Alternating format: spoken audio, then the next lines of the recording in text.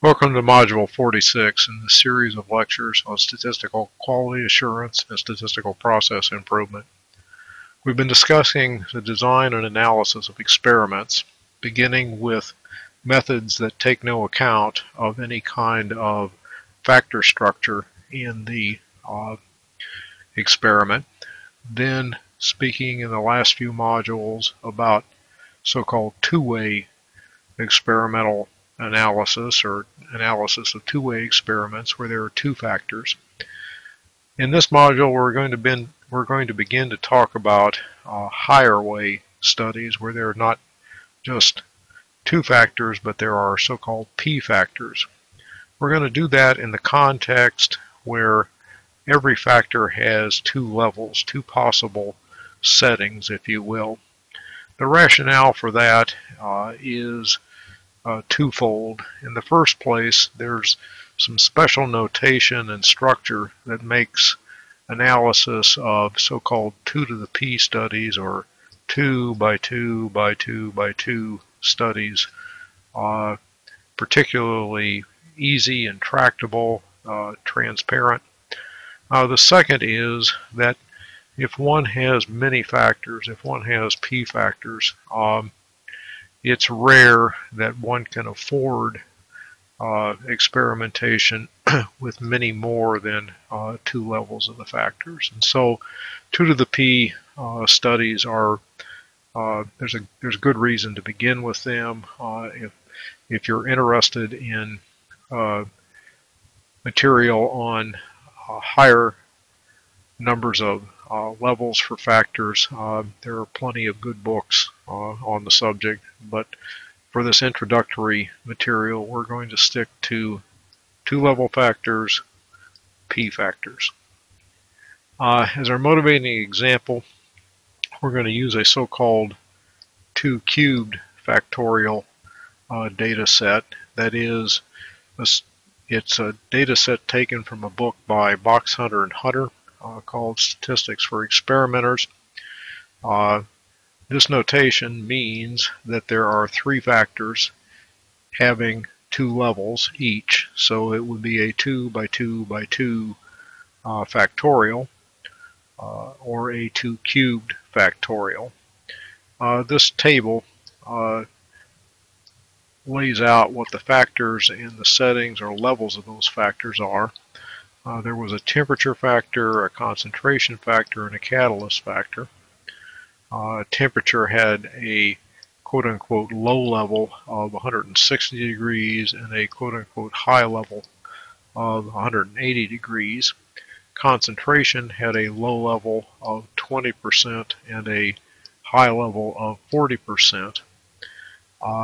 In those contexts, low and high, that kind of terminology has an obvious meaning.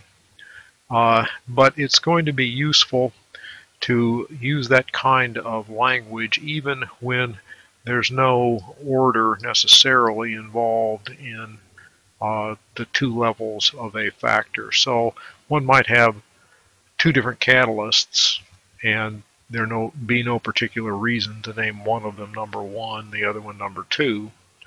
But one just goes ahead and makes some kind of an arbitrary choice to call one of the catalysts the first catalyst and one of the catalysts the second catalyst, naming them low and high levels.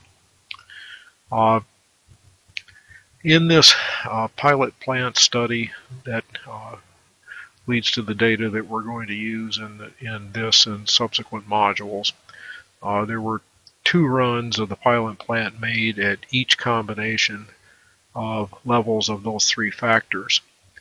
And there was a yield measured for each of those runs, and we're going to write Y bar with a triple subscript, naming a level 1 or 2 of factor A, a level 1 or 2 of factor B, and a level 1 or 2 of factor C. So we'll have a Y bar IJK. Similarly, since every combination of levels of these three factors has more than one data value for that level, we can compute a standard deviation of the yields at that combination I, J, K, that is level I of A, level J of B, and level K of C. There's special notation and shorthand that is particularly helpful and useful in p-factor studies, and some of it is laid out in this table for this case of a 2 cubed factorial. So here are I, J, and K.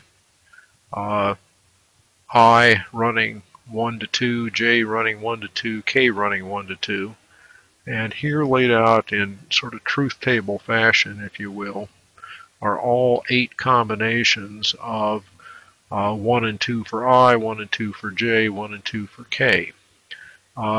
Here are the data that were collected for each of those combinations. So when A is at level 1, B is at level 1, C is at level 1, or low levels, the yields were 59 and 61. 59 and 61 average to 60, and the sample variance for those two observations is 2. Just to pick out another row here, this row corresponds to factor A at level 1, factor B at level 1, factor C at level 2. There were observations 50 and 54 that averaged to 52, and the sample variance of those two numbers is 8. This notation over here is particularly useful notation. It's only possible to use it when every factor has 2 levels. But if one says level 1 is low level, will indicate that by a negative sign, then I equal to 1, J equal to 1, K equal to 1 is A low, B low, C low. Here, this is A high, B low, C high. That is level 2 of A, level 1 of B, and level 2 of C, leading to these two observations, 81 and 85. The last bit of useful notation here is this so-called 2 to the P name. What's listed in this column on a particular row is a lowercase letter for every factor that is at its high level.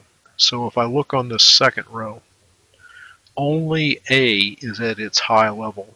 It's plus level, it's level 2. If I look at this fourth row, A and B are at their high levels. C is at its low level. So I'd list here A and B. In this first row, nothing is at its high level, and so as a kind of placeholder, it's common to call that combination 1.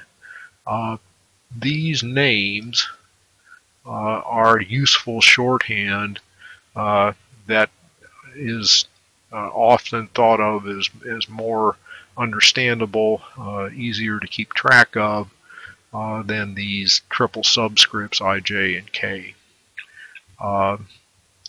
And we'll make use of that kind of p-factor notation when we're using 2-level factors.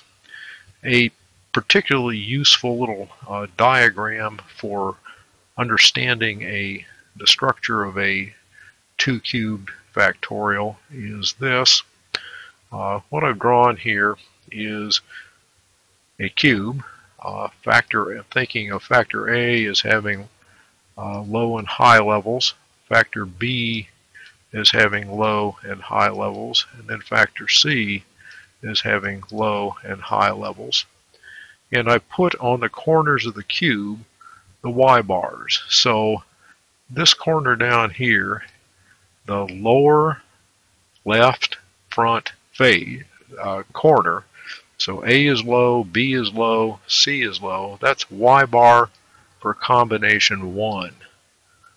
Up here in the upper right corner, that is A at its high level, so it's to the right. It's B at its high level. It's up on the top, and it's on the back, so its factor C is at its high level. So I've called that y bar ABC.